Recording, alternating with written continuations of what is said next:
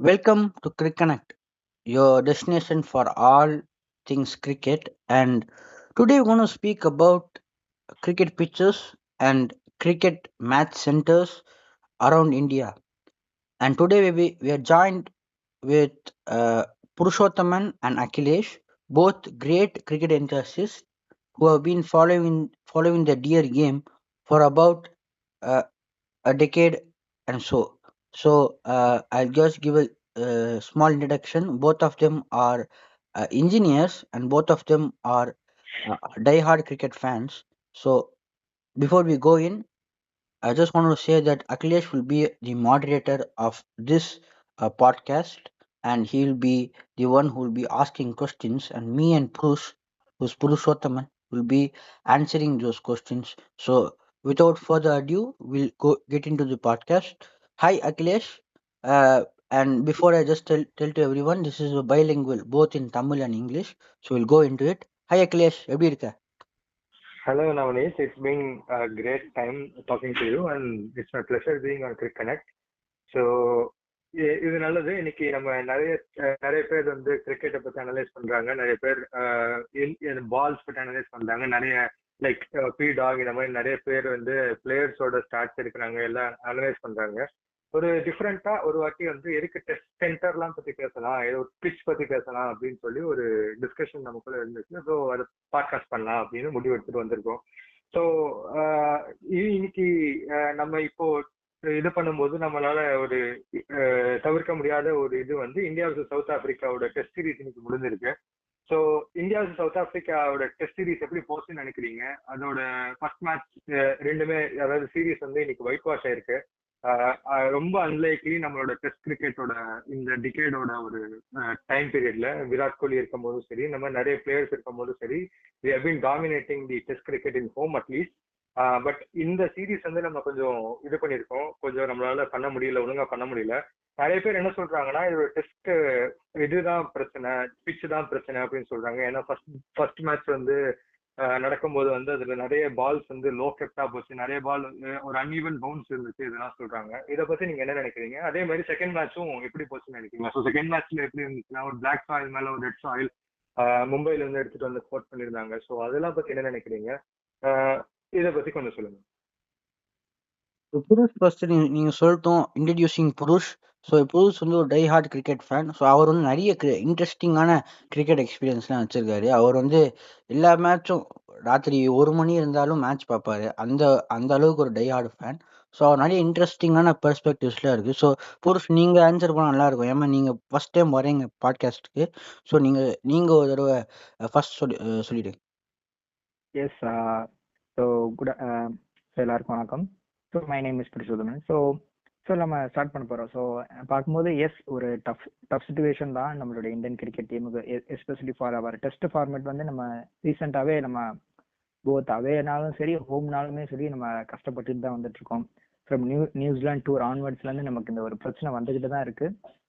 So of course நம்ம வந்து west இண்டீஸை வந்து நம்ம வந்து டிஃபீட் பண்ணி நம்ம ஜெயிச்சிருக்கலாம். பட் என்னைய பொறுத்தளவுக்கு அது வந்து நமக்கு ஒரு ப்ரெஸ்டீஜியஸான டீம், அதே மாதிரி நமக்கு ஈக்குவலாக அங்கே டேலண்ட் இருக்கு அப்படின்னு சொல்லி பார்த்தீங்கன்னா அங்கே ஒரு கொஸ்டின் மார்க்காக இருக்குது. But well and good. But this is the most home test சீரீஸ்ன்னு சொல்லி எல்லாருமே பேசிட்டு இருந்தாங்க. ஏன்னா after that we have around 1 year தான் இருக்கு. ஆஃப்டர் 1 இயர் கழிச்சு தான் நம்ம வந்து அடுத்த டெஸ்ட் சீரீஸ் விளையாட போறோம். அதுவுமே நம்ம அவையில தான் ஆட போறோம் அகைன்ஸ்ட் ஸ்ரீலங்கா 2 மேட்ச் சீரீஸ்ன்னு நினைக்கிறேன். ஸோ அப்படி இருக்கும்போது இந்த test series for both WTC சைக்கிளுக்குமே ஒரு இம்பார்ட்டன்ட் அண்ட் ஹோம் டெஸ்ட்ல வந்து நம்மளுடைய பெர்ஃபார்மன்ஸை வந்து காமிக்கிறதுமே ஒரு நல்ல டெஸ்டா இருந்துக்குன்னு சொல்லி நிறைய பேர் பேசினாங்க. பட் அன்பார்ச்சுனேட்லி பார்த்து நம்ம 2-0 நிற்கிறோம்.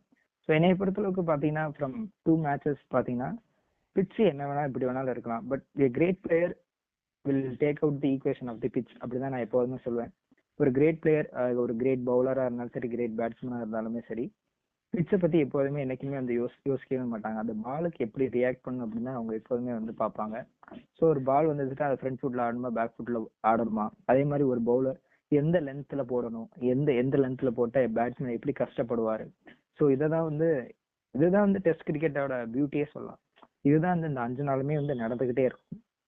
ஸோ இந்த 5 நாள் ஒரு டீம் ஒரு நேரத்துல வந்து கம்பேக் கொடுப்பாங்க, இல்ல ரொம்ப ஸ்ட்ரகிள்ஸ்ல போவாங்க, இந்த மாதிரி தான் போகும்.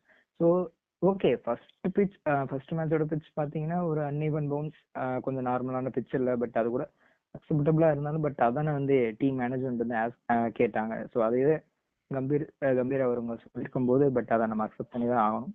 அண்ட் ஆல்சோ நம்மளுடைய இந்தியன் கிரிக்கெட் டீமோட ஒரு டிரான்சிஷன் ஃபேஸ்லாம் நம்ம இருக்கும்னு நான் சொல்லலாம். பட் அந்த டிரான்சிஷன் ஃபேஸை நல்லாவே கொண்டு போயிருக்கலாம். ஸோ பட் ஆனால் வந்து அவங்க டிரான்சிஷன் ஃபேஸ் ஒழுங்காக கொண்டு போகல. அதே மாதிரி செகண்ட் மேட்ச்சுக்கு ஈவன் தோ அந்த நம்ம விளையாண்ட பிளேயிங் லெவனில் சிராஜ் மட்டும்தான் அங்கே வந்து விளாண்டுருக்காரு கவுஹாத்தியில். ரிமைனிங் 10 பிளேயர்ஸ் அங்கே வந்து ஈவன் ஒரு ஃபர்ஸ்ட் கிளாஸ் கிரிக்கெட் கூட விளாண்டது கிடையாது. சிராஜ் மட்டும் தான் ஃபர்ஸ்ட் கிளாஸ் விளாண்டுருக்காரு. அரௌண்ட் 10 பிளேயர்ஸ் யாருமே அங்கே ஃபர்ஸ்ட் கிளாஸ் கிரிக்கெட் கூட விளாண்ட ஒரு எக்ஸ்பீரியன்ஸ் கூட கிடையாது. And also new test centre venue for our Indian cricket. So அப்படி இருக்கும்போது வந்து இந்த டெஸ்ட் மேட்ச் பார்க்கும்போது யாருக்கு ஹோம் டெஸ்ட் மேட்ச் அப்படின்னு சொல்லி பார்க்குற அளவுக்கு தான் எனக்கு வந்து ஒரு டவுட்ஃபுல்லாக இருந்துச்சு. இது இந்தியாவுக்கா இல்லை south Africa home test match அப்படின்னா. ஏன்னா ஒவ்வொரு டிசிஷனும் அவங்க மேக் பண்ற ஒவ்வொரு ஃபீல்டில் சேஞ்ச் பண்ற பொசிஷனா இருந்தாலும் சரி, அவங்க மேக் பண்ற டிசிஷன் ரைட் டைம்ல எல்லாமே எடுக்கிறாங்க. இதுவும் இல்லாமல் சவுத் ஆஃப்ரிக்கா ஸ்பின்னர்ஸ் வந்து டாமினேட் பண்ணியிருக்காங்க அப்படின்னு தான் நான் சொல்லுவேன். ப்ளீஸ். ரொம்ப இன்ட்ரெஸ்டிங்கான ஒரு பாயிண்ட்ஸ் தான்.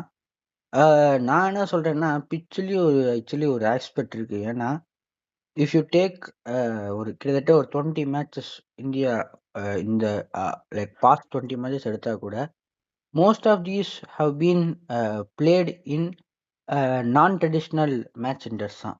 ஃபார் எக்ஸாம்பிள் மொஹாலியில் வந்திருக்கு, அஹமதாபாத். ஸோ இந்த மாதிரி பிச்சு இப்போ அஹமதாபாத்ல ஐ திங்க் 2020 21 நினைக்கிறேன் பங்களாதேஷோட ஆடினாங்க. அதுக்கப்புறம் ஒரு 2020 வந்து இங்கிலாண்டோட ஆடினாங்க. ரெண்டுமே வந்து ரொம்ப நிறைய ரன்ஸ் போன மாதிரி தான் வந்துச்சு. I think fifth test 2020 I think 2000 I don't remember. But அந்த டெஸ்ட்டில் கூட நிறைய ரன்ஸ், ஸோ ஃப்ளாட் விக்கெட்டாக போச்சு. ஸோ ட்ரெடிஷ்னல் டெஸ்ட் சென்டர்ஸ் வந்து ஆல்மோஸ்ட் இப்போ வந்து இந்தியாவில் இல்லாமல் போயிடுச்சு. அதில் தான் இன்னும் எனக்கு தெரிஞ்சு இப்போ வந்து we are fascinated about having green tops and winning outside. But இந்தியாவில் ஜெயிக்காம நீ வெளியே வின் பண்ணால் அது வந்து அர்த்தம் கிடையாது. இந்தியா எப்பவுமே ஒரு ட்ரெடிஷ்னலான ஒரு சிஸ்டம் ஃபாலோ பண்ணுற ஒரு ஒரு எதில் இருந்தாலும் கிரிக்கெட்டில் ஒன்றும் கிடையாது எல்லாத்துலேயும். பட் அந்த ட்ரெடிஷ்னலை வந்து நம்ம கொஞ்சம் அப்படியே மாறி போகிறோம் அப்படிதான் ஃபீலிங் தான் இருக்குது.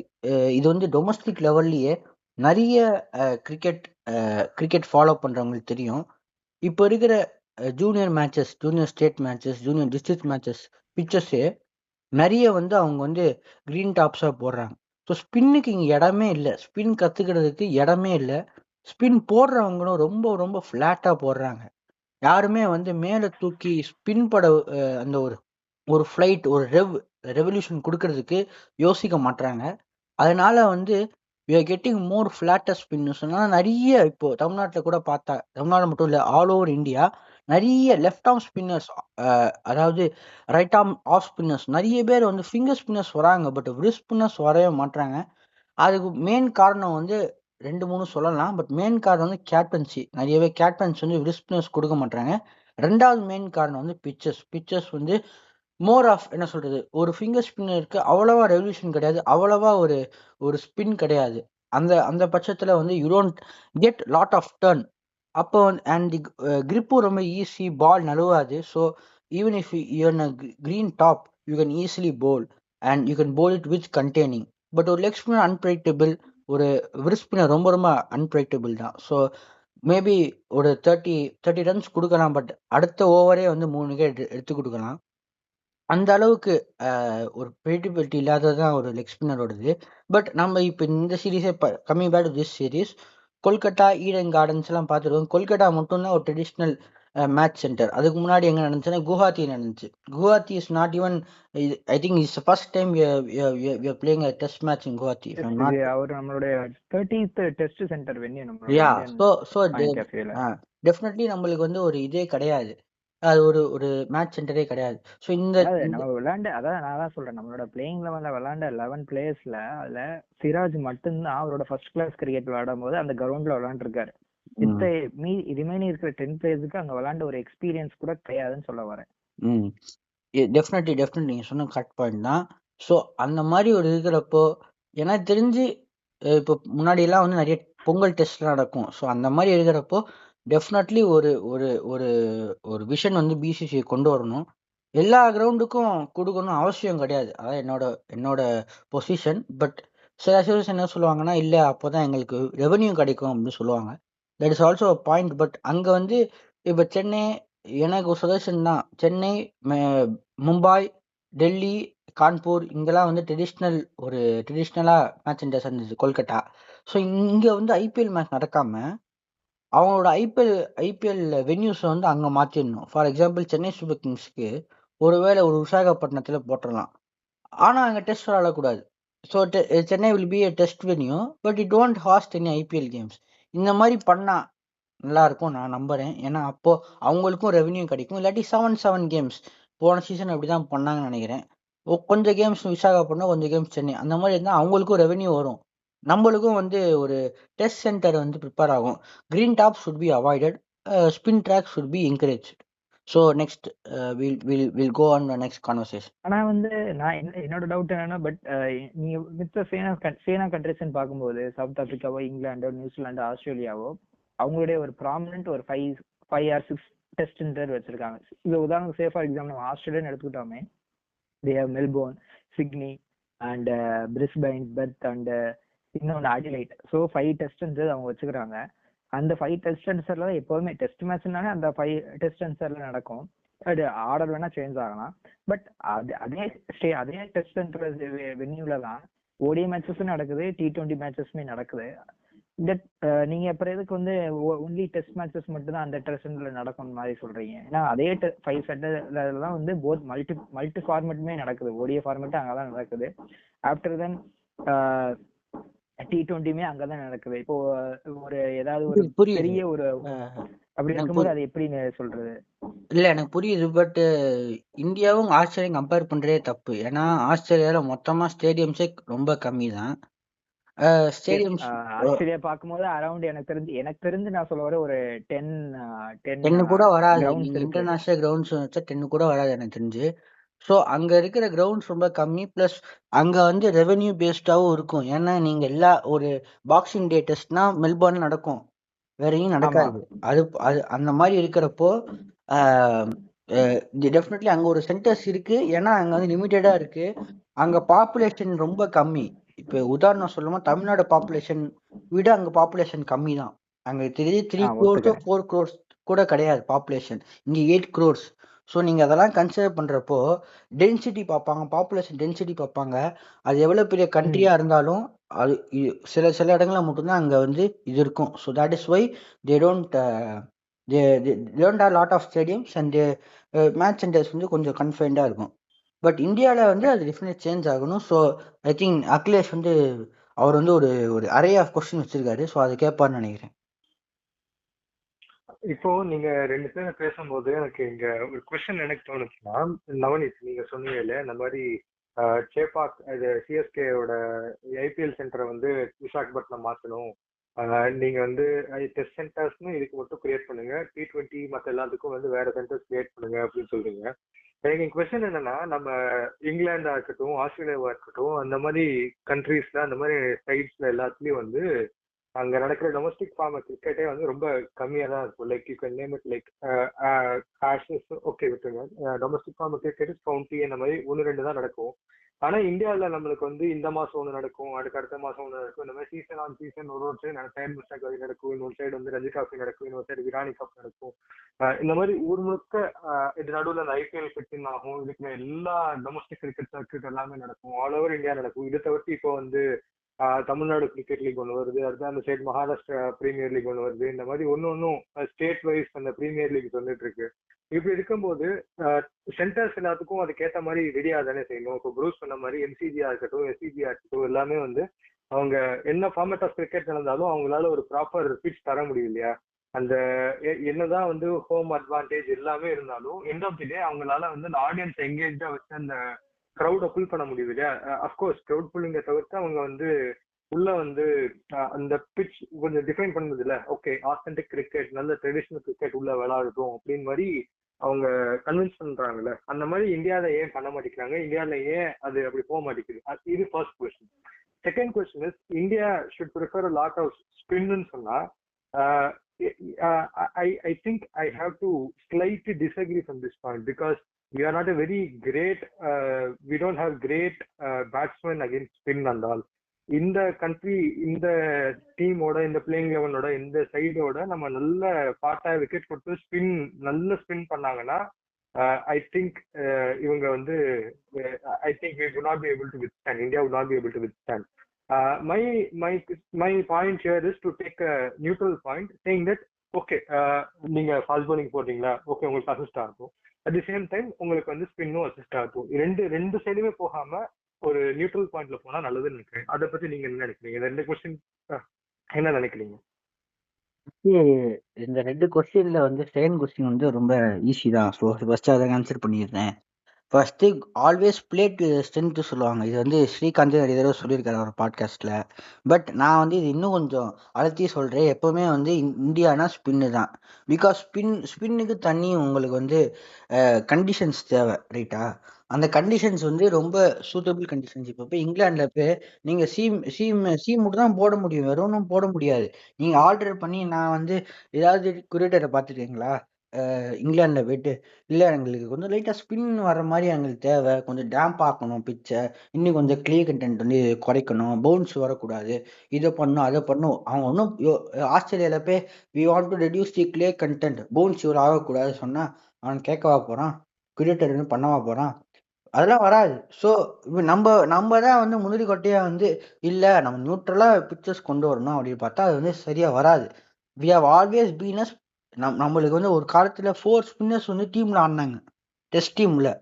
ஐ think you may know Srinivas Venkataraghavan, Bishan Singh Bedi, EVS Prasanna and BS Chandrasekhar. இவங்க 4 பேர் ஆடுறப்போ கிட்டத்தட்ட we won most of the test matches, including away சீரீஸும் வின் பண்ணியிருக்கோம். இவங்க 4 ஸ்பின்னர்ஸோட அவே சீரீஸ் வின் பண்ணியிருக்கோம்னா that is our strength. We have to always play with our strength. We have to be good with அதர்ஸ்னா cricket is not is not என்ன சொல்றது, அது வந்து ரொம்ப நல்ல ஒரு சோஷியலைசிங் ஒரு கேம் கிடையாது. It is a competitive game. உங்களுக்கு வின் பண்ணணும்னா நீங்க அதனால ஹோம்ல விளையாடுறாங்க, இல்லாட்டி வேற எங்கேயா இங்கிலாந்துல விளையாட்டோமே 2 பேரும், ஏன் ஹோம்ல தான் விளையாட போறாங்க? ஸோ அதுதான் என்னோட இது. ஸ்பின் டு வின் தான், ஸ்பின்னு தான் மெயின். இப்போ ஸ்பின் குவாலிட்டியே குறைஞ்சனால உங்களுக்கு ஆட தெரியாட்டி அது வந்து நீங்க தானே கோப்பப் பண்ணிக்கணும்.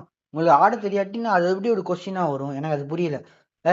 இந்தியாக்குள்ள ஆட தெரியாதுன்னா யூ ஹாவ் டு இல்லை. அப்போ எது நீ கிரிக்கெட் தானே ஆடுற, இல்லாட்டி வேற தோசை சுடுறியா? You are gonna play cricket. So if you gonna you should know how to batting விளையாட தெரியாட்டி தட்ஸ் ஆல். அண்ட் ஸ்பின் வந்து இட் இஸ் பீன் உனக்கு வரப்பிரசாதம் மாதிரி. from your childhood you have always been playing spin. Compare it with Australian or England kid, you won't play it every day, right? The chances that you will encounter a spinner is very rare in Australia, England or South Africa, but India it is there, so you have to utilize it. First point வந்து can you come back? I couldn't remember it. First second question is, இப்போ Indian team வந்து நாங்க இந்த towards strength towards spin போகணும்னு சொல்றீங்க இல்லையா? So towards spin, ஐ மீன் first question என்னன்னா, நீங்க எஸ்சிஜி எம்சிஜில வந்து இவர் ப்ரூஸ் சொன்ன மாதிரி அந்த எஸ்சிஜி எம்சிஜிலயும் வந்து டெஸ்ட் கிரிக்கெட் நடக்குது, T20 நடக்குது, அங்க இது நடக்குது, ஓடிஐ நடக்குது, எல்லாமே நடக்குது. அப்படி இருக்கும்போது நம்ம பிக்சர்ஸ் எல்லாமே வந்து எல்லாத்துக்குமே அடாப்ட் ஆகணும். இந்த இது மட்டும் தான் டிஃபைன்டா டெஸ்ட் சென்டரா இருக்கணும், மற்ற எல்லாமே வந்து T20க்கு அது வேற டெஸ்ட் சென்டர்ஸ் அது உருவாக்குங்க அப்படின்னு சொல்ல முடியாது இல்லையா? நீங்க ஒரு பிச்சு ஒரு கிரவுண்ட் இருந்துச்சுன்னா அது எல்லா ஃபார்மேட் ஆஃப் கிரிக்கெட்டுக்கும் அடாப்ட் ஆகணும்ல. இல்ல நீங்க சொல்றது கரெக்டு தான், but India is very different, ரைட்டா? உங்களுக்கு வந்து ஒரு விதமான ஒரு ட்ரெடிஷன். இப்போ ஃபார் எக்ஸாம்பிள் உங்களுக்கு ஆப்ஷன்ஸ் இருக்கிறப்போ நீங்கள் யூஸ் பண்ணிக்கலாம், உங்களுக்கு ஆப்ஷன்ஸ் இல்லாதப்போ யூஸ் பண்ணிக்க முடியாது. இப்போ ஆஸ்திரேலியாவில் ஆப்ஷன்ஸ் இல்லை, அதனால இவங்க ஹைப்ரிட் பிக்சர்ஸ்லாம் யூஸ் பண்ணுறாங்க. ஹைப்ரிட் பிக்சர்ஸ் பற்றி உங்களுக்கு நான் சொல்கிறேன் என்னன்னா, they will create fill pitch in some labs, சரியா? லேப் மாதிரி இருக்காது, ஒரு தனி இடம். அந்த இடத்துல வந்து அந்த பிச்சை கிரியேட் பண்ணிட்டு அவங்க வந்து ஷவல்னால லிஃப்ட் பண்ணி கிரேன் மூலமா கொண்டு வந்து அங்க வந்து லே பண்ணுவாங்க சென்டர் பிச்சில். இது தெரியும், எனக்கு தெரியும். எல்லா ஆஸ்திரேலியா கிரவுண்ட்ல அப்படிதான் பண்ணுவாங்க, எல்லா கிரவுண்ட்லயும் பண்ணுவாங்க. இதோட ப்ராசஸ் வந்து செவரல் மந்த்ஸ் ஆகலாம். அந்த மந்த்ஸ் எடுத்து அந்த மந்த்லாம் தாண்டி அங்க மேட்சஸ் நடக்காது. ஆமா, ஸோ அந்த அந்த ஆஃப் சீசன் வந்து அவங்க ப்ரிப்பேர் பண்ணிட்டு அப்புறம் வந்து அந்த சீசன் ஃபுல்லாக போடுவாங்க. பட் இங்கேயும் நிறைய பிரச்சனைகள் வந்திருக்கு. மிச்சல் ஜான்சன் தான் சொல்லியிருக்காரு, எங்களை விளையாட முடியல, ஒரு பவுன்ஸே இல்லை இந்த பிச்சில் அப்படியே சொல்லியிருக்காரு. பட் பட் அந்த இம்பாக்ட் வந்து அதனால ரிட்டையர் ஆனார் Mitchell Johnson. Mitchell Johnson retired because clay content வந்து குறைஞ்சிருக்கு ஹைபிரிட் பிச்சில். ஹைபிரிட் பிச்சில் கிளே கண்டென்ட் குறையனால தான் அவர் வந்து no I will not play, இனிமேல் ரிட்டையர் ஆயிடுறேன்னு சொன்னார். ஸோ அந்த காரணனால தான் இப்போ வந்து இன்னும் வந்து ஆஸ்திரேலியாலையும் கஷ்டப்படுறாங்கன்னா MCGs use for multi sports. ஆளுக்கு most of the grounds are use for multi sports. ஏமா அவங்க பாப்புலேஷனே அவ்வளோதான். ஸோ அப்படி இருக்கிறப்போ நிச்சயமா ஒரு ஒரு ஒரு கொஸ்டின் தான். நீங்க சொன்ன அனாலஜி எனக்கு தெரிஞ்சு ஆப்ஷன்ஸ் இருக்கு, அதனால நம்ம நிறைய ஆப்ஷன் சூஸ் பண்ணலாம். So next question please. உங்களுக்கு ஏதாவது இருக்கா அகிலேஷ்? இது வந்து கமிங் பேக் டு புருஷோத்தமன், இப்போ நவனீத் சொன்னார் இல்லையா ஒரு இன்சைட், இந்த மாதிரி வந்து we have to go with our strength அப்படின்னு சொல்றாங்க இல்லையா. நீங்க என்ன நினைக்கிறீங்க, India should they go with their spin or should go with their fast bowling? Pitch எப்படி ரெடி பண்ணணும்னு நினைக்கிறீங்க? அதாவது என்னைய பொறுத்தளவுக்கு வந்து நான் இந்த சொல்ற பாயிண்ட் அவருமே அக்ரி பண்ணுவாரு. ஜென்ரலா வந்து எப்போதுமே வந்து இந்தியன்ல ஹோம் டெஸ்ட் மேட்ச் ஆட வரும்போது எல்லாருமே வந்து ஈவன் பேட்டர்ஸ் கூடமே வந்து கூட கூட்டிட்டு வரும்போது 2-3 ஸ்பின்னரை கூட்டிட்டு தான் வந்து பிராக்டிஸ் பண்ணுவாங்க. ஏன்னா ஸ்பின்ல தான் நம்ம சோக் ஆகும், நம்ம சோக் ஆக மாட்டோம்னு சொல்லிட்டு அவங்க நெட் ப்ராக்டிஸ் எந்த ப்ராக்டிஸா இருந்தாலுமே கூட அவங்க ஸ்பின்னர் போட்டு தான் அவங்க வந்து லைக் ப்ராக்டிஸே பண்ணுவாங்க. ஸோ அந்த அளவுக்கு வந்து ஸ்பின் தான் இங்க வந்து ரொம்ப டாமினண்டா இருக்கும். எஸ், அவர் சொன்ன மாதிரி வந்து ஃப்ரம் பாண்டுல இருந்து நம்ம வந்து ஸ்பின்னிங் கண்டிஷன்ஸ் தான் விளையாடுறோம். எஸ், சப்கான்டினென்ட் பொறுத்தளவுக்கு பார்த்தாலே நம்ம இந்தியாவா இருந்தாலும் சரி, ஸ்ரீலங்காவா இருந்தாலும் சரி, ஈவன் தோ பங்களாதேஷா இருந்தா கூட அங்க அந்த அந்த சப்கான்டினென்ட் சைடு நீங்க பாத்தீங்கன்னாலே ஸ்பின்னர்ஸுக்கு தான் அங்க வந்து மோஸ்ட் டாமினண்டா இருக்கும். அது மாதிரி ஜென்ரலா எப்போதுமே இந்தியன் இந்தியன்ல டெஸ்ட் மேட்ச் நடக்கும்போது எப்படி நடக்கும்னா, இப்போ 5 டேஸ்னா ஃபர்ஸ்ட் 2.5 லைக் ஃபர்ஸ்ட் 2 டேஸ் வந்து எப்படி இருக்குன்னா, ஒரு மார்னிங் ஒரு 10-15 ஹவர்ஸ் ஒரு 20 ஹவர்ஸ் வந்து லைக் ஃபாஸ்ட் பவுலர்ஸ்க்கு நல்லாவே அசிஸ்டன்ஸ் இருக்கும். பவுன்ஸ் இருக்குமா இருக்கா, அது நேச்சர் ஆஃப் தி பிட்ச் நான் சொல்லுவேன். பட் ஆனா அங்க ஒரு நல்ல ஒரு லைக் என்ன சொல்றது, ஒரு சீமிங் கண்டிஷனுக்கு ஒரு நல்ல ஒரு கன்சிஸ்டன்ஸ் இருக்கும். ஸோ அதை வச்சு விக்கெட் ஹெல்ப் ஆகும். ஸோ ஃபாஸ்ட் பவுலர்ஸ்க்கு நல்லா ஹெல்ப் ஆகும் ஒரு ஃபர்ஸ்ட் செஷன் வரைக்கும். ஆஃப்டர் தட் வந்து பாத்தீங்கன்னா, ஏன்னா எதனால வந்து ஒரு இங்கிலாந்துலயும் ஆஸ்திரேலியா வந்து ஸ்பின் விக்கெட் ரெடி பண்ண முடியாதுன்னா, ஏன்னா அங்க வந்து ட்ரையர் கண்டிஷன் இருக்கிறதுக்கு வந்து வாய்ப்பே இல்லை. ஏன்னா இப்ப நம்ம ஊர்ல வெயில் அடிக்கிற மாதிரி வந்து ஒரு இங்கிலாந்துலயே ஆஸ்திரேலியால வெயில் அடிக்க சத்தியமா சான்ஸே கிடையாது. இங்கிலாந்துல சொல்லவே தேவை, நாங்க வந்து ட்ரை விக்கெட்னு சொல்றாலே அது ரொம்ப கஷ்டம், கிடைக்கிறதே ரேர். ஏன்னா வந்து அங்க எப்போதுமே ஓவர் காஸ்டிங் கண்டிஷனா தான் இருக்கும். ஆஸ்திரேலியாவை கூட இதை சொன்னாலுமே கூட சொன்ன மாதிரி அவர் ஹைபிரிட் பிட்ச் தான் எனக்கு ஞாபகம் வருது. எஸ், போன வருஷம் தான் அவங்க அந்த பிக்சர்ஸ் எல்லாம் லேண்ட் பண்ணாங்க. அதை கூட நான் வந்து பார்த்தேன். போன வருஷம் இந்த ஆஷஸ் நெக்ஸ்ட் இயர் நடக்க போறதுக்கு ரிலேட்டடா ஹைபிரிட் பிக்சர்ஸ் எல்லாம் ஒவ்வொரு கிரவுண்டுக்குமே அவங்க பண்ணியிருந்தாங்க. அதை கூட நான் பார்த்தேன் நான். எஸ், ஜென்ரலா சொல்லும்போது அந்த ஃபர்ஸ்ட் 2 டேஸ் வந்து போத் ஸ்பின்னர்ஸ்க்குமே ஹெல்ப் ஆகும், ஸ்பின்னர்ஸ்க்கு லைட்டா ஹெல்ப் ஆகும், பட் ஃபாஸ்ட் பவுலர்ஸ்க்கும் நல்லா ஹெல்ப் ஆகும் first 2 days. But next day 3 நம்ம போகும்போது, டே 3, 4, 5 போகும்போது ஏன் வந்து ஸ்பின்னர்ஸ்க்கு ரொம்ப ஹெல்ப் ஆகுது, ரொம்ப ஹெல்ப் ஆகும். லெஃப்ட் சைடு சரி, ரைட் ஹேண்ட் பேட்ஸ்மேனுக்கு சரி, லெஃப்ட் ஹேண்ட் பேட்ஸ்மேனுக்கு அங்க வந்து ஃபுட் மார்க்ஸ் கிரியேட் ஆகும். ஏன்னா ஃபாஸ்ட் பவுலர்ஸ் போடும்போது அந்த ஃபுட் மார்க்ஸ் அந்த ரஃப்லாம் கிரியேட் ஆகும்போது ஸோ அது ஒரு ஃபேக்டராகவும் இருக்கும். அண்ட் ஆல்சோ போக போக பிச்சு வந்து ட்ரையர் ஆகும், விச் மீன்ஸ் தட் பிச்சு உடைய செய்ய ஆரம்பிக்கும். டே 3ல பிச்சு உடைய செய்ய ஆரம்பிக்கும், லிட்டரலா உடையற மாதிரி தான் இருக்கும். அப்படி இருக்கும்போது ஸ்பின்னர்ஸ்க்கு வந்து நிறையவே ஹெல்ப் ஆகும். ஜென்ரலா ஒரு இந்தியன்ல டெஸ்ட் மேட்ச் நடக்கும்போது ஃப்ரம் டே 3 ஆன்வர்ட்ஸ் வந்து ஸ்பின்னர்ஸ்க்கு தான் நிறைய ஹெல்ப் ஆகுமே தவிர ஃபாஸ்ட் பவுலர்ஸ் அந்த அளவுக்கு ஹெல்ப் ஆகாது. ஈவன் தோ வேணா நியூ பால் வேணா வந்து ஒரு சஜஷன்ஸ் வேணா கிடைக்கலாமே தவிர மித்தபடி வந்து ஸ்பின்னர்ஸ் தான் வந்து டாமினேட் பண்ணுவாங்க. ஏன்னா ஃப்ரம் டே 3 ஆன்வர்ட்ஸ் பிச் வந்து இன்னும் ட்ரையராகவும் இருக்கும். On the same time pitch வந்து லைக் ஸ்பின்னர்ஸ்க்கு மோர் ஹெல்ப்ஃபுல்லா இருக்கும். ஸோ அதனால வந்து எந்த ஒரு விசிட்டர் பேட்ஸ்மேன் வரும்போது ஸ்பின்னுக்கு தான் நான் ஆடுவேன். ஏன்னா ரொம்ப ஓவர்ஸ் மிடில் ஓவர்ஸ் ஆப்ரேட் பண்றது ஸ்பின்னர் தான் நிறைய பேர் போடுவாங்க, ஃபாஸ்ட் பவுலர்ஸ் போட மாட்டாங்க. போக போக பிச் ட்ரை அவுட் ஆயிரும். அப்படி இருக்கும்போது ஆல்ரெடி வந்து ஸ்பின்னிங் கண்டிஷன்ஸ் தான் இருக்கும் இப்போ வரைக்கும். இப்போ இந்த 2 மேட்சஸ் பிச்சர் விட்டுருங்க, இதுக்கு முன்னாடி இப்ப நடந்த இந்தியன்ல டெஸ்ட் மேட்ச் நடந்தது எல்லாமே ஃபர்ஸ்ட் ஒரு 2 டேஸ் வந்து போத் ஸ்பின்னர்ஸ் ஹெல்ப் ஆகும், ஃபாஸ்ட் பவுலர்ஸ்க்கு ஹெல்ப் ஆகும். ஆஃப்டர் 3 டேஸ் வந்து பாத்தீங்கன்னா ஸ்பின்னர்ஸ் வந்து டாமினேட் பண்ணுவாங்க. ஏன்னா இப்போ பிச்சு ட்ரை ஆயிரும், இதான் ரீசன், பிச்சு ட்ரையர் ஆயிரும். பிளஸ் அந்த பவுலர்ஸ் ஃபுட் மார்க்ஸ் அந்த ரஃப் கிரியேட் ஆகிறதுனால ஈஸியா ஸ்பின்னர்ஸ் விக்கெட் எடுப்பாங்க. இப்படிதான் ஜென்ரலாவே இருக்கும். ஸோ என்னை பொறுத்தளவுக்கு இந்த மாதிரி வந்து ஒரு பிச்சை ரெடி பண்ணாலுமே ஸோ விசிட்டிங் பீப்புளுக்குமே அது விசிட்டிங் கண்ட்ரிஸ்க்குமே வந்து இது நல்லா இருக்கும். At the same time Indian கிரிக்கெட்டுக்குமே இது வந்து ஹெல்ப்ஃபுல்லா இருக்கும். வியூவரா ஆடியன்ஸா நமக்கு இந்த மேட்ச் பார்க்கவும் நல்லாவும் இருக்கும். சரி, ஒரு லாஸ்ட் கொஸ்டினா எனக்கு இருக்கிற ஒரு டவுட் என்னன்னா, காமன் ஆடியன்ஸ் சைட்ல இருந்து எனக்கு இருக்கிற டவுட் என்னன்னா, உங்க 2 பேர்கிட்டையும் கேட்கறதுக்கு, நம்ம 2016ல இருந்து 2020 வரைக்கும் அந்த ஒரு ஈரா ஆஃப் கிரிக்கெட் இருக்கும்போது நம்மளோட டெஸ்ட் கிரிக்கெட் ஆவரேஜ் நீங்க சொல்ற அதே ஸ்பின்னுக்கு அகேன்ஸ்டா வந்து நம்மளுக்கு 63.36 இருந்திருக்கு.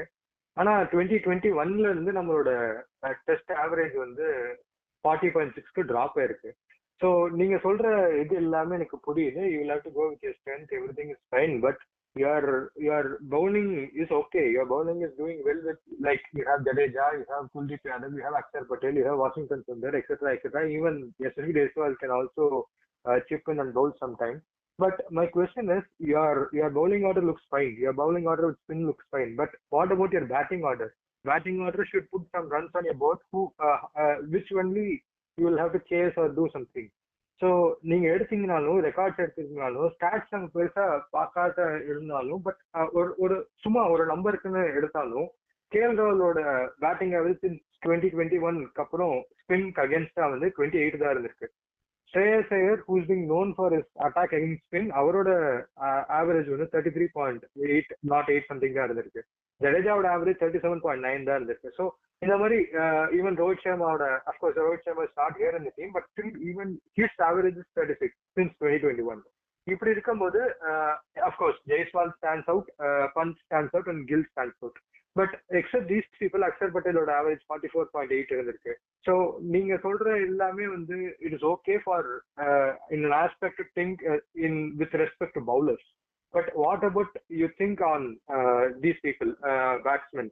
ஏன்னா நம்ம எப்படி போயிட்டு இருக்கோம்னா, நம்ம பேட்ஸ்மேன் அந்த மேல ஒரு ஃபயர் ஆர்டர் இல்லாததுனால நம்ம எப்படி போயிட்டு இருக்கோம்னா, கீழே இருக்கிற பவுலர்ஸ் எல்லாருமே வந்து உள்ள வந்து பேட் பண்ணணும்.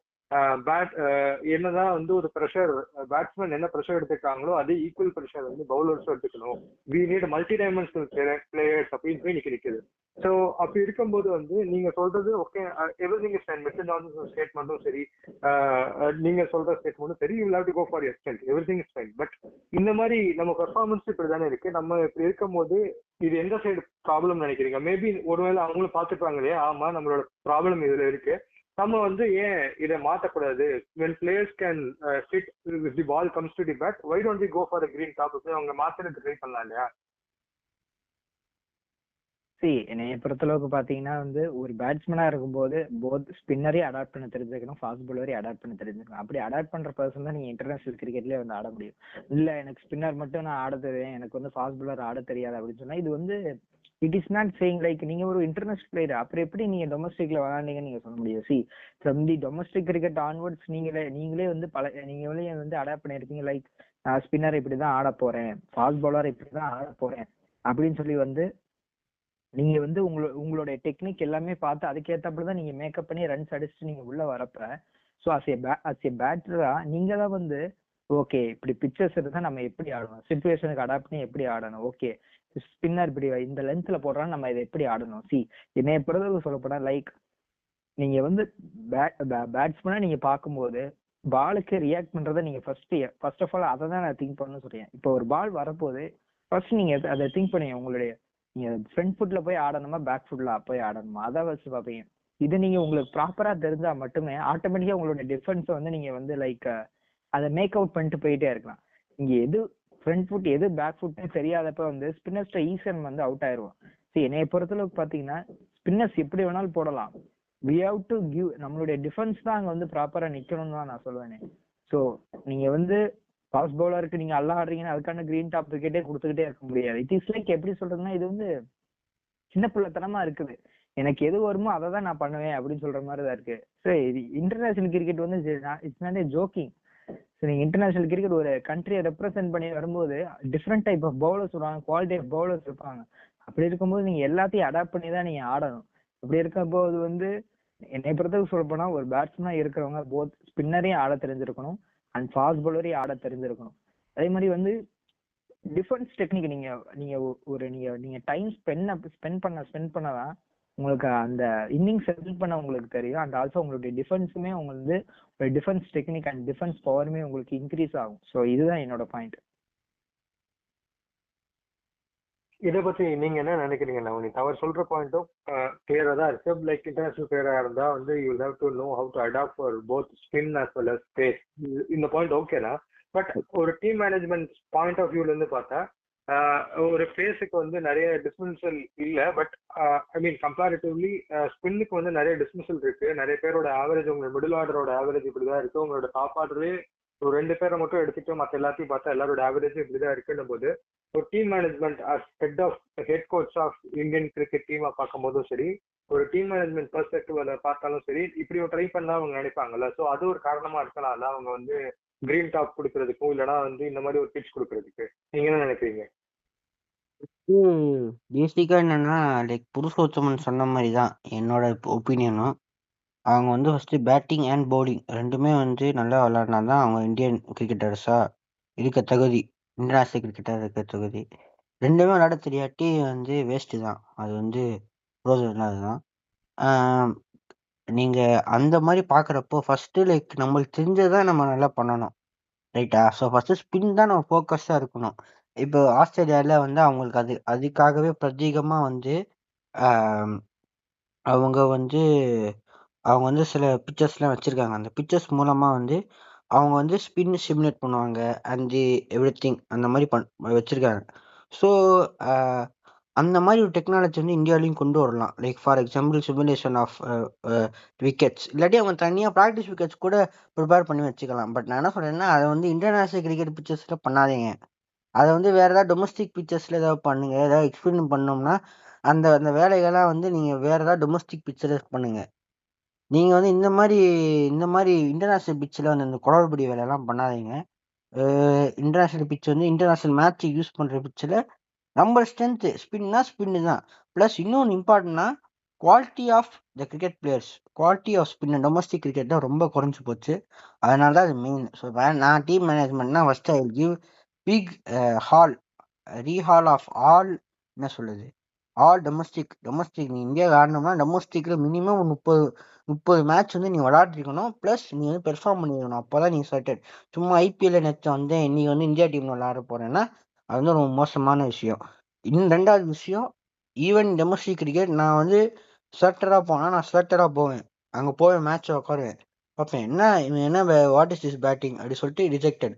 பட் நல்லா பேட்டிங் ஆடுறான், ஸ்பின் அடிக்கிறான், சிக்ஸ் அடிக்கிறான், இல்லை 4 அடிக்கிறான், இல்லை கம்போஸ்டா பூஜாரா மாதிரி ஆடுறான்னா okay, I am selecting you, you are selected for Indian cricket. நீ எந்த பெரிய பிளேயராக இருந்தாலும் நான் ஸ்டார்ட் பார்ப்பேன், இது பார்த்து நான் வந்து செலக்ட் பண்ணுவேன். டொமஸ்டிக் கிரிக்கெட் தான் பிரதானமாக இருக்கணும். ரஞ்சி டிராஃபி குவாலிட்டி வந்து இப்போ ஃபார் எக்ஸாம்பிள் தமிழ்நாடு வந்து எவ்வளோ பிளேயர்ஸ் போடுறாங்க. வாஷிங்டன் சுந்தர் விளாடுறாரு. வாஷிங்டன் சுந்தர் வந்து ரஞ்சி டிராஃபிக்காக என்ன என்ன என்ன பெர்ஃபார்ம் பண்ணுறாரு தமிழ்நாட்டுக்காக? போன வருஷம் வந்து ஒரு மேட்ச் விளாடுறப்போ லாஸ்ட் விக்கெட் 6 ரன்ஸ் அடிக்கணும், 6 அடிக்க போனாரு. அவரப்பே நம்ம டீம்ல எடுத்து வச்சிருக்கோம். அவருக்கு அந்த கம்போசரே இதை விளாடுறாரு, ரைட்டா? அந்த கம்போசர் கூட அவருக்கு இல்லை. 6 ரன்ஸ் அடிக்கணும், சுத்த போயிருக்காரு, அவுட் ஆயிட்டாரு, ஸ்டம்பிங்கோ கேட்சோ. ஸோ அந்த மாதிரி 6 ரன்ஸ் அவங்க வந்து எங்க வந்து கொண்டு வந்தாரு, 6 ரன்ஸ் கொண்டு வந்திருக்காரு. நான் ஸ்ட்ரைக்கர் வந்து ஒரு பிளேயர், லோவர் ஆர்டர் பேட்ஸ்மேனு, ஈஸியாக நம்ம மேட்சை கொண்டு போயிருக்கலாம். 6 ரன்ஸ் தான் தமிழ்நாட்டுக்கு ப்ரமோஷன் கிடச்சிருக்கும். பட் நம்ம அப்படி பண்ணலை. ஸோ அதெல்லாமே இருக்குது. நம்ம ஃபஸ்ட்டு நம்ம டொமஸ்டிக் கிரிக்கெட் பார்க்குறப்ப இந்த மாதிரி மோசமான விஷயங்கள் நடக்குது. ஸோ அதுதான் I conclude by that only. So Akhilesh நீங்கள் சொல்லிக்கலாம். So okay fine. இப்போ இந்த கான்வர்சேஷன்ல ஒரு கன்க்ளூஷன் வரணும்னா, it is not about only the test centres, it is all about the team management as well and also how players play. இது ஒரு takeaway இருக்கும்னு நான் நினைக்கிறேன். So at the same time India have to go to their strength of spin both on batting and bowling. ரெண்டுத்துலயும் அவங்க வந்து அது ரெண்டும் சேர்ந்தது தான் கிரிக்கெட். ஸோ அது ரெண்டுத்துலயும் அவங்க டிஸ்கஸ் பண்ணாதான் இது பண்ண முடியும்ன்றது உங்களோட பாயிண்டா இருக்கு. அதே மாதிரி வந்து இன்டர்நேஷனல் சென்டர்ஸ்ல பெருசா கை வைக்காம இன்டர்நேஷனல் சென்டர்ஸ் வந்து ரிசர்வ்டா எது நல்லா இருக்கோ, எந்த சைடு சூட்டபிளா இருக்கோ, எந்த என்விரான்மெண்டல் கண்டிஷன் சூட்டபிளா இருக்கோ அந்த இடத்துல மட்டும் டெஸ்ட் சென்டர்ஸ் வச்சா கரெக்டா இருக்கும். இதெல்லாம் ஒரு டேக்அவே நான் பாக்குறேன். So we'll discuss further on this. We'll also explore a lot of topics around cricket in the next episode of our podcast series. So thank you, Bruce and Navneet, for joining this. And I thank Navneet to having us here in your Crick Connect. It has been a great pleasure to feature on Crick Connect. Thank you. Sure very happy to have you both on Crick Connect. நீங்கள் ரொம்ப 2 பேரும் நல்ல வேல்யூபுளான ஒப்பீனியன்லாம் சொன்னீங்க.